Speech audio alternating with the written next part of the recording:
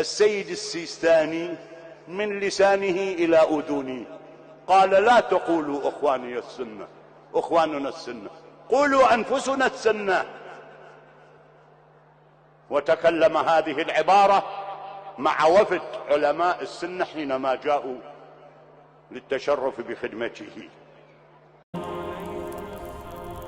اللهم العن أول ظالم ظلم حق محمد وآل محمد، وآخر تابع له على ذلك.